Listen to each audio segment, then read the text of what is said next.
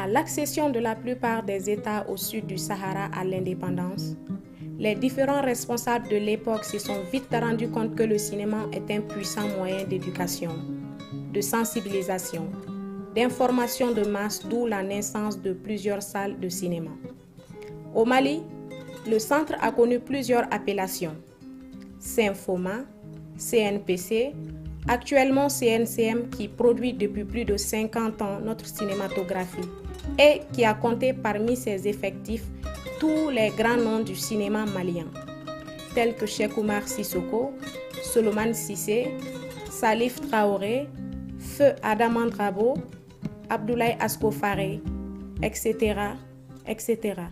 Le cinéma malien a commencé déjà depuis les années 60. C'est-à-dire que le cinéma est né d'une volonté politique, en réalité.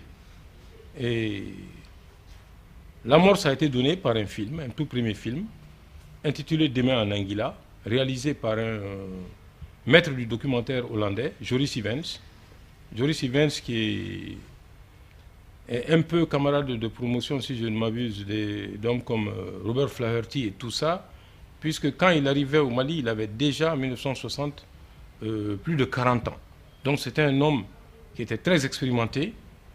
Et avec le film Demain en Anguilla, réalisé avec la participation un jeune homme d'alors Moussa Sidibé, qui plus tard allait devenir le premier caméraman du pays, on peut dire que les autorités maliennes ont alors largement pris conscience que le cinéma était, à l'époque pour eux, un moyen de mobilisation des foules, un moyen de sensibilisation des foules.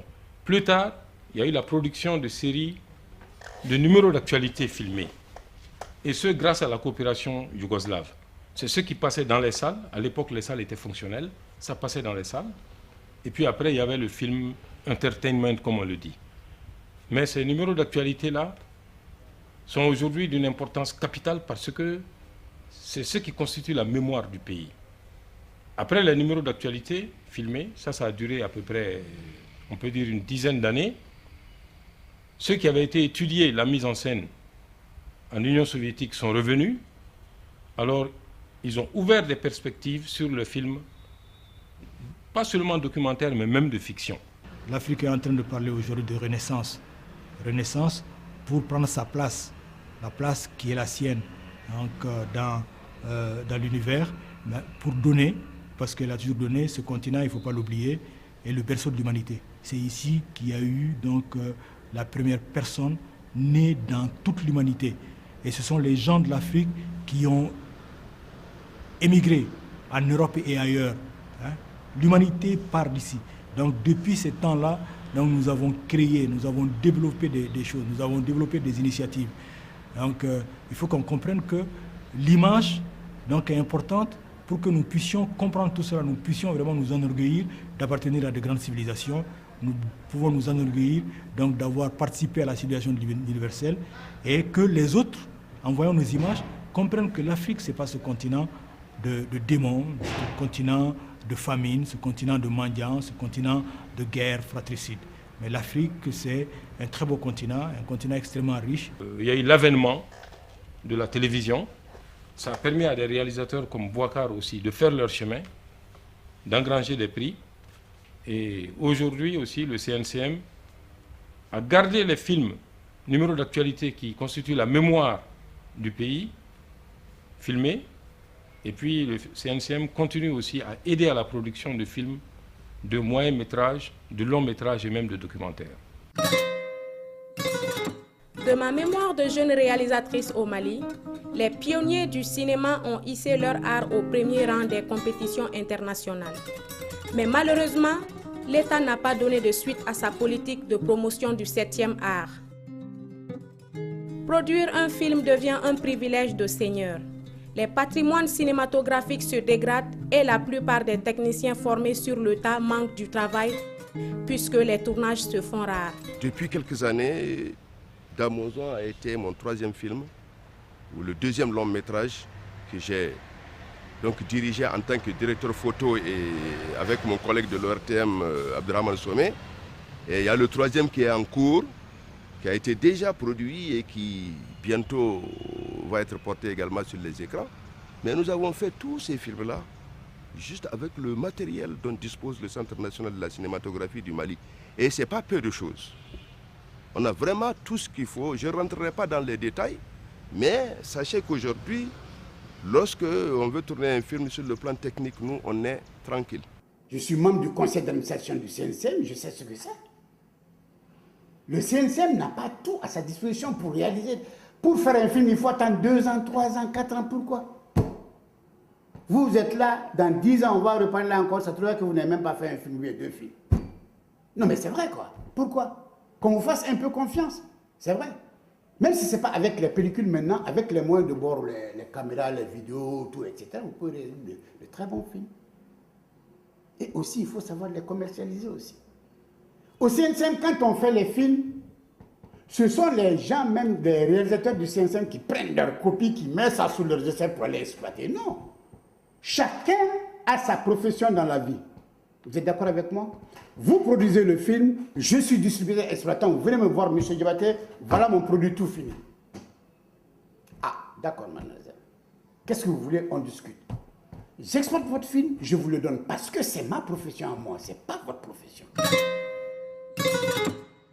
Cet état d'esprit a longtemps régné et a même jeté l'anathème sur les rapports entre les producteurs, réalisateurs et exploitants distributeurs de cinéma. Les premiers voulant bien rentabiliser leurs efforts de production et les seconds refusant l'instauration de billetterie dans les salles de cinéma.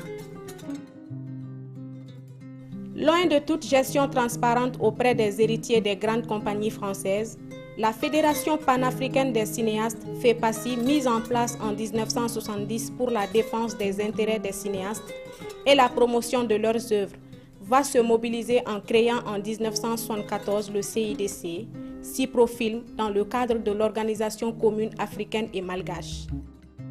Ce premier consortium interafricain de distribution cinématographique entre en activité en 1980 pour conquérir la totalité des écrans africains. Il rachète les circuits de diffusion de l'ancienne filiale de la compagnie française UGC. Mais malheureusement, son existence fut un feu de paille. L'approvisionnement des salles africaines restera toujours le monopole des anciens distributeurs de Komasiko et Sekma. En somme, les rêves se brisent. Un vaste programme d'ajustement structurel imposé par la Banque mondiale va conduire la plupart des États africains en difficulté économique à brader les salles de cinéma. Face à cette situation, les cinéastes africains vont converger vers les festivals d'Europe et d'Amérique, même si encore il reste à prouver que ces forums offrent des perspectives commerciales aux films africains.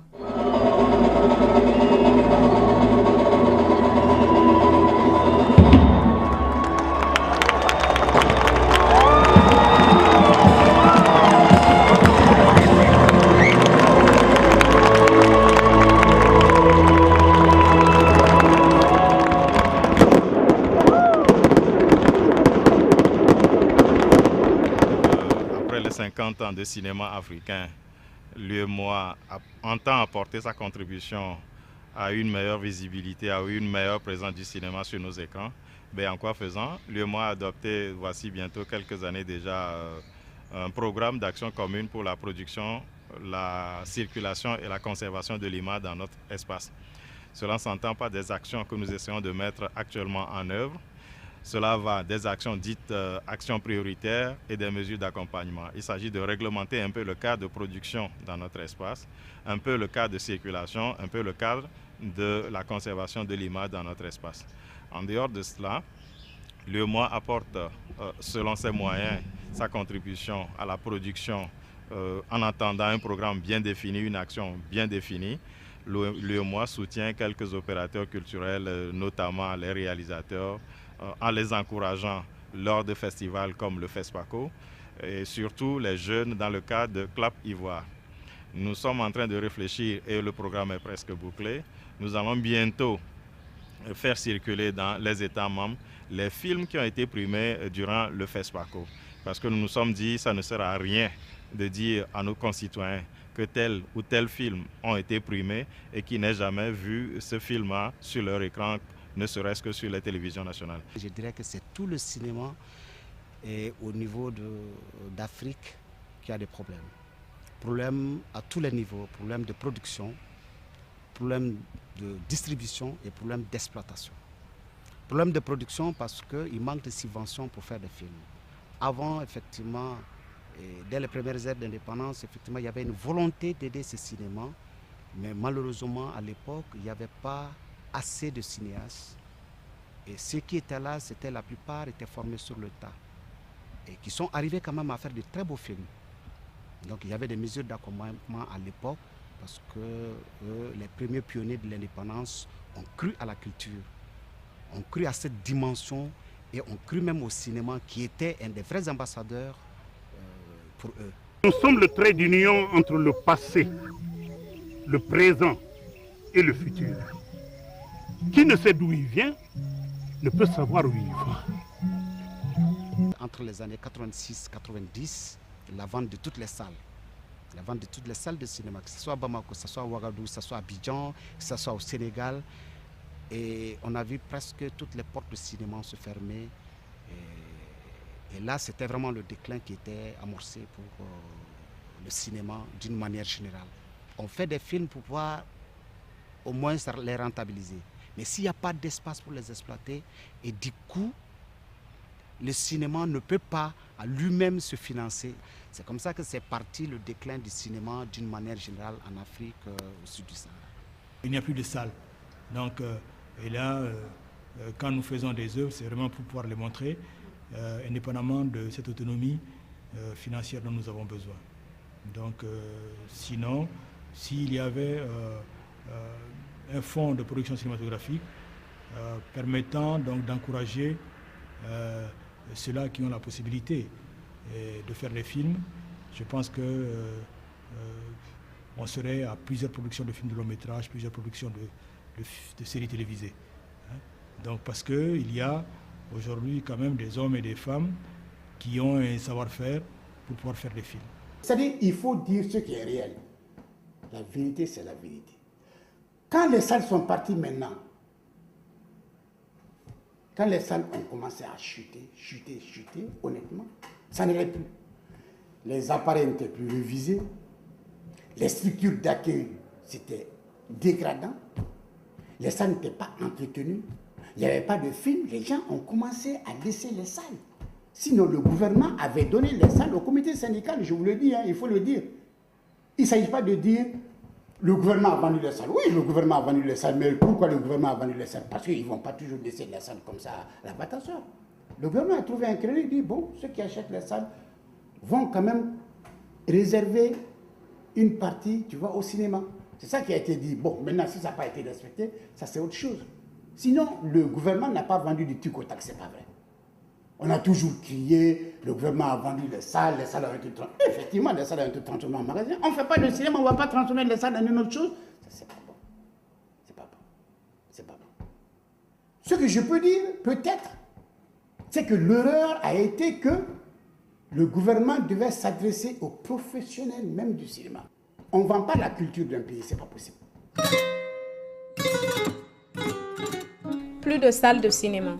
Le seul espace réservé pour la diffusion des films africains reste les télévisions. Les films africains sont peu présents sur les marchés internationaux. Son quota de diffusion dans les salles d'Europe est évalué à 0,1% et intéresse surtout les films marocains, égyptiens et sud-africains. Plus de 40% de la population jeune ne connaît ni la salle de cinéma, ni les films africains, la télévision l'abreuve d'images provenant de l'étranger. des films qu'on achète en copie piratée sur les trottoirs. L'espoir peut venir du côté du marché numérique et du soutien des télévisions. Comme on dit, il y a quelque chose de malheureux bon. Les salles de cinéma sont fermées, nous sommes à une autre époque. Maintenant, l'écran de cinéma, c'est le petit écran qu'on appelle, qui deviendra tout court l'écran de la télévision. Nous, de la télévision, nous sommes tout à fait heureux d'accueillir les films, parce que vous savez, le problème de la télévision, c'est les programmes. Et quand vous avez un film qui soit court-métrage, qui soit moyen ou long-métrage, cela remplit bien les programmes et cela apporte aussi de l'audience. Donc la qualité du cinéma est très importante pour le développement de la télévision et pour l'augmentation du public autour du petit écran. Nous sommes donc vraiment disposés à accueillir les films et à favoriser donc le développement du cinéma qui désormais passe par la télévision. C'est McLuhan qui disait que le XXIe siècle est celui de la communication où ne sera pas. Le petit écran, la télévision, maintenant on ne parle même plus de télévision dans les pays occidentaux. C'est les nouvelles technologies, vraiment très pointues. Et même, je ne sais pas comment on va les appeler, puisqu'on appelle la télévision le petit écran. Je ne sais pas comment on va appeler le petit appareil de téléphone par lequel tu captes les chaînes de télévision. Et je crois que, étant des partenaires, nous sommes obligés de participer d'une manière ou d'une autre au développement du cinéma. Parce que désormais, ce sont eux nos fournisseurs. Nous nous accueillons et nous exploitons justement ce qu'ils produisent. En tant que responsable de télévision, développer nos programmes, les rendre attrayants, c'est en investissant dans le cinéma. Déjà, on a dépassé cette époque en Europe parce que toutes les chaînes de télévision commandent même la production de films, participent et souvent actionnaires dans des studios. Donc, je crois que cela est incontournable pour nous autres Africains. On attend simplement d'avoir plus de moyens. En attendant, on se contente d'acheter, mais il est incontournable qu'un jour, il faudrait produire avec les cinéastes.